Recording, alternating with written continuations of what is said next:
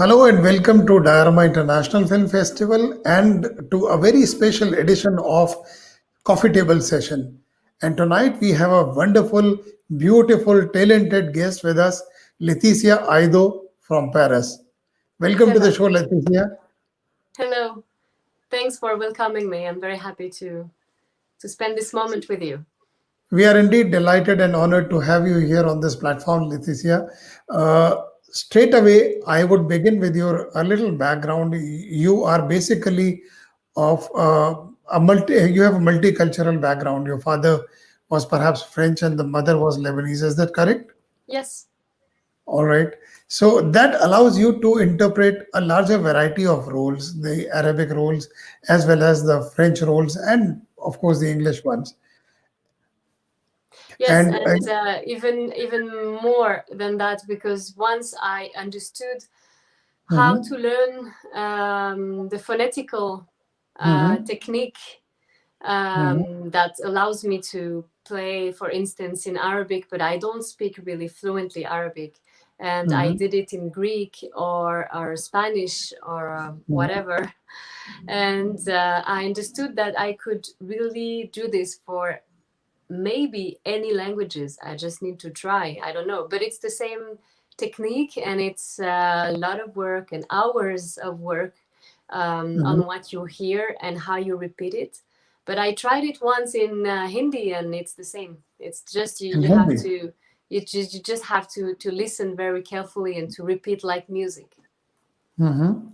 I think you said a very wonderful thing because I am also very fond of languages and I speak 9 languages.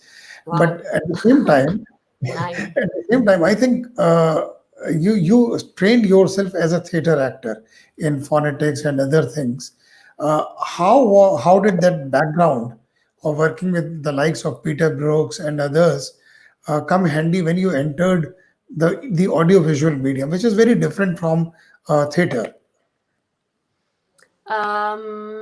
Well, when you're a young actress in France, the most common thing is to start by theater, of course. Mhm, And it's a bit hard to enter the world of cinema and TV series until you are able to have some auditions with casting directors. mhm, So I think it took me really a long time to understand this and to be in touch with casting directors, and it's really actually a long road, because when mhm, you didn't do anything at the beginning, agents will tell mhm, you, well, you didn't do anything yet, so we're not interested. And so you mhm, answer, how can I do something if you don't put me on a casting, and then I can do something?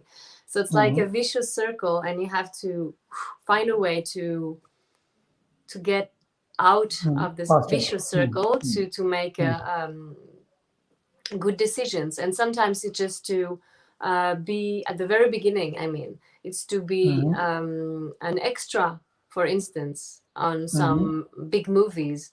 And then mhm, you meet people. It's all about meeting people that will remember mhm, you.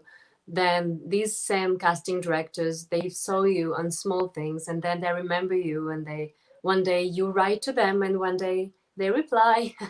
But it's a very long road, and at some point you get cast for a small thing and a bigger thing, and etc etc. So this is what I did, and I couldn't really be happy just with this, I have to mhm, say, because it's really frustrating to wait all these years. So on the side I always did something else, always, mhm. like I had What, like what, was- what was that?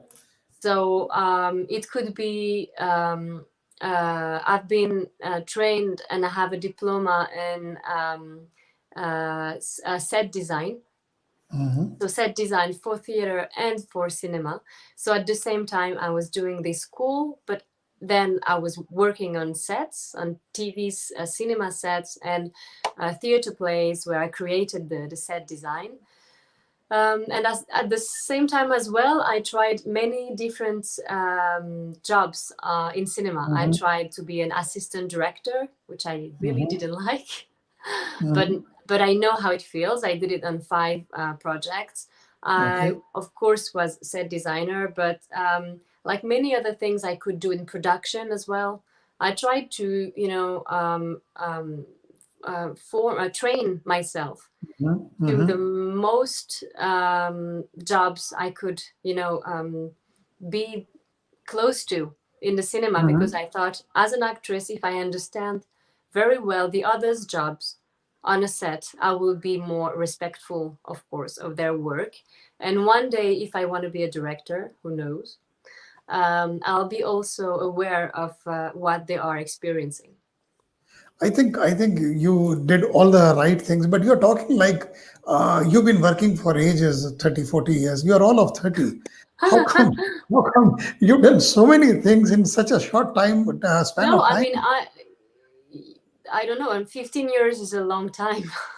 Yeah, I guess if you which means you started at the age of 15. No, no, no, no. I'm more 35 than 30. Okay. So Wikipedia is wrong. Tell me Wikipedia I didn't do that again. I'm writing like all the time to them to change my date, and they I don't know. I didn't check. So, I'm not checking my Wikipedia page all the time. but Leticia, when you migrate from theater to cinema, theater is a personal medium for an actor. Once the actor is on stage, it's the actor's medium. You know, but when you go to cinema, it's a director's medium because he controls the shots between the action and the cut. He is the master. So, how was it adjusting from theater to cinema? Was it Um, difficult? Was it easy? Or you had already worked on the film sets, so you had an idea? so I understand what you say about the director being the Mhm. master, but Mhm. I'm not really sure this is what I experienced. Mhm. And actually, actors can sometimes suffer about the fact that the directors considers himself like, the master. And actually, I experienced this more in theater with Mhm. people, taking too much place as Mhm. a master. But for what I've experienced until now in cinema, actually, I felt that actors have a lot of space, and we can Mhm. talk with the director and try one take. And if they don't like it, we can say, "Hey, I have another idea. Why don't we try this?" And Mhm. until now, all the time, it was more. I had more freedom in cinema or TV series than in theater. Then in theater. Also, it's a matter of how you dialogue with the director. And if I don't I for instance, it's really really rare that I ask a question. Mhm. I don't like this. I don't like to ask a question. Just if I sometimes I'm not sure about what I'm doing for any reason, so I'm asking. But even when I'm asking, then I regret it, because Mhm. I prefer to just do it, and then if there Mhm. is something wrong, we talk about it. You put it across so nicely. This is another way of saying I'm so intelligent. Not, I don't have to ask questions. Yeah, I don't know, it's not that I don't have, but I think sometimes it can, all the time, when an actor asks a question on set, you lose time. Mhm. You're like, ugh, okay, Mhm. so let's think about it. And I Mhm. think it's better to ask questions before, but when we are in Mhm. the process, I think it's better Mhm. just to do your art, do your work. Mhm. And he's doing his work by directing us, and we are giving him or her um, our art. So Mhm. No, I think you have worked with the greats of like Eran Riklis and others in A Borrowed Identity and Tel Aviv on Fire and things like that. Uh, mhm. how did you move from one stream, one kind of language to another? What kind of acceptance did you get? Were you accepted in let's say an Israeli film or an English film? Was that kind of acceptance there? Did they accept you? Well, I was surprised because they chose me. you know, Okay. in the first place, I was like, "Are you sure?" Okay. So the first time, it was always because I was daring to Mhm. say, "Yes, I can speak the language, no problem," and I did Mhm. it. Okay. all the time. Like the first time was an Algerian Mm-hmm. short film, Mm-hmm. and the director, she said, are you able to speak Algerian, like Arabic from Algiers, Mm-hmm. in 15 days? And I said, oh yes, but it wasn't true. But in the end, when I came, for the casting, for the audition, Mm-hmm. I did it because I worked like a crazy actress for 15 days. And then I did the same with Eran Riklis. I think Mm-hmm. Eran thought I was speaking Arabic fluently, and I didn't. And Hebrew, because in the casting scene, it was Hebrew and Arabic, and 50-50, 50%, 50%. And I remember the first time I was like, what is even Hebrew? I never heard Hebrew, once in my life. So it was funny. And all the time so I'm daring to say, yes, I can. And then I try, and they choose me. And I'm like, are you sure? And so it's But been like this you've all been the able to time. manage. You've been able to manage. Yeah. It was the same for Fauda. Everybody's asking me, it's a huge part. You have like a female lead in a big series that now is on Netflix.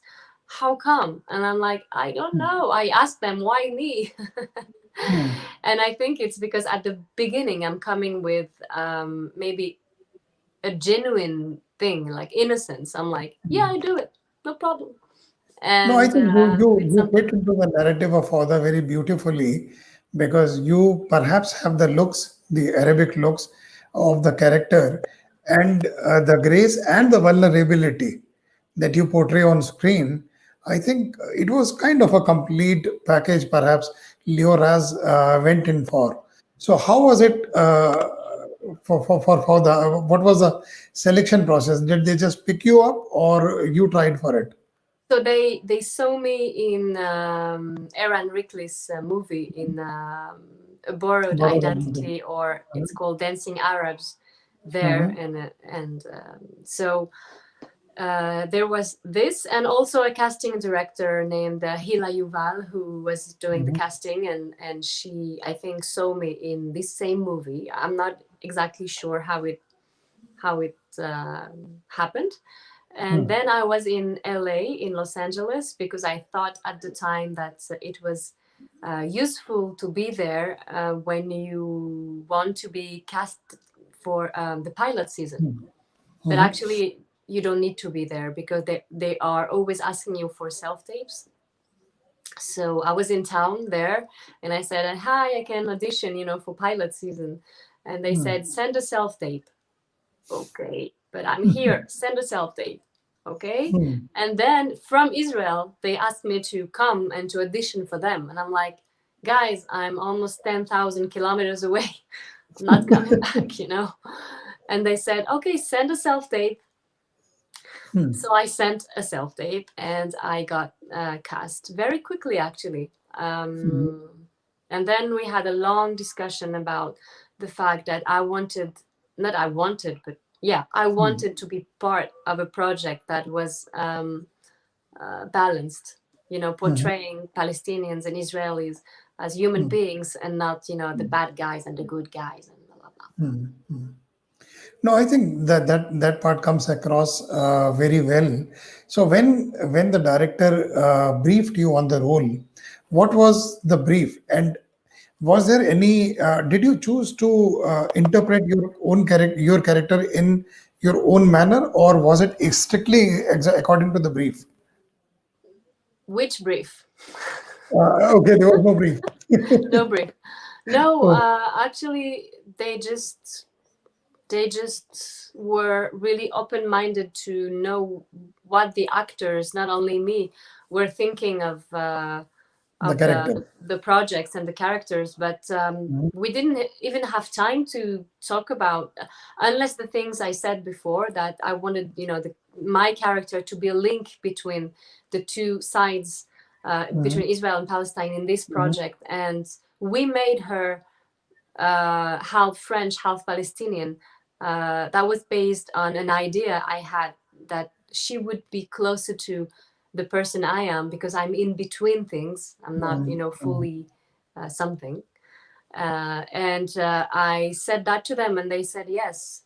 they said that's a great idea, and they changed the script according to that. So that Mhm. was the main change and the main discussion we had about the character. But then they never they never said something to me about. Also, you have to think that there is the creator of the series, Leo Raz. Then Mhm. you have the script writers around him. Then you have the Mhm. director of first season, which is not the same director as second Mhm. season. So there is Mhm. not someone who's like the big master saying you have to Mhm. do that. It's just everybody's bringing his little piece, and actors as well. I think all the pieces fall together finally in the final narrative, and it comes out so well. Uh, Coming back to your character of Dr. Shirin Al Abid, I think what you said is right. That it was more French than Arabic, and you played to your strength. Is that right? I don't think she's more French than Arabic because she's Mm-hmm. Palestinian and she lives there, but she studied in France, and I think she's bringing back something just because Mm-hmm. she was abroad. Now her mind, is more an open mind, just because she saw some things that the people there back in Palestine didn't see. So she has Mm-hmm. a different style of the way she's dressed, and she's not religious. And I added this scene also in season two. I said to them, I want her to take off the veil because she's not religious. Just because I didn't want to fall into cliches all the time, like the Arabic women and she's wearing a veil and she's Muslim. Why? You have tons of Christians as well, or other religions in this area of the world, and it doesn't have to be this way. And of course, in the story, she's Muslim for sure. But I Mm-hmm. thought it was interesting to show that some women there, even Muslim, even whatever you want, they can be like not religious. Why not? Mm-hmm. I think this works very well in the final narrative. So where do you go from now? From here, from after Fauda, you said someday you may be a director. Yeah, but the funny thing, you will be Hmm. surprised maybe, is my next step is actually India. Oh, Yes, okay. because I am invited to Goa Film Festival Yeah, in but I was January. okay. I was the head of Goa Festival. It's the Indian International Film Festival in Goa, Yeah. and they invite us with a feature film. So we are going to present the movie there with the other actor and the director and the That's in producer. So January. That's in yeah, in January. in January. So we're very Yeah. happy. Yeah. And my next step, besides being an actress, is, I guess, being more creative. But it takes a Hmm. lot of time, but it's Hmm. coming slowly. And so I'm Hmm. working on different projects, documentaries and fictions, and many other things actually. So, what are you looking for in India? You plan to visit Goa, and is there an agenda that you want to achieve in India? You're visiting Mumbai also? Yeah, we'll go there as well in Yeah. Mumbai. But I don't know. I'm just, welcoming things are as they come. I had made contacts already in India with some Hmm. agencies and some. So why not? You never know. And your industry is huge, so I would be super honored and happy to, be part of an Indian project for sure, and have friends as well there. So who knows? Maybe. Anyway, I'm coming, and if I will, if some things develops, I will be Hmm. happy. Let's hope it works out for you. And any plans of venturing into Of what? Sorry. directing a film? Yeah, I'm writing right now something about it's a documentary actually about you can um, how you can live outside society, like Hmm. free from society, and at the Hmm. same time how you have to accept that you're nothing without other human beings around. So it's that's Hmm. that's the subject, and then I will work on it. I think it was a great conversation, Leticia, and talking to you was enlightening about the kind of cinema, the kind of work you are doing in that part of the world. And I would like to welcome to India. I was heading Goa Film Festival a few years back, so I know what are you getting into, and I'm happy, and I think it'll be a nice trip, and inshallah, And next things will time work I'll out. come to yours. December, December next year. Please do come. I'm already inviting you. Thank you very much. Thank you. All right, Leticia. Thank you very much for your time, and it was a great conversation that we have had, and we'll have more such sessions perhaps next year. Thank you. Thank you very much. Bye bye. Thank you. Thank you for your time. Bye bye.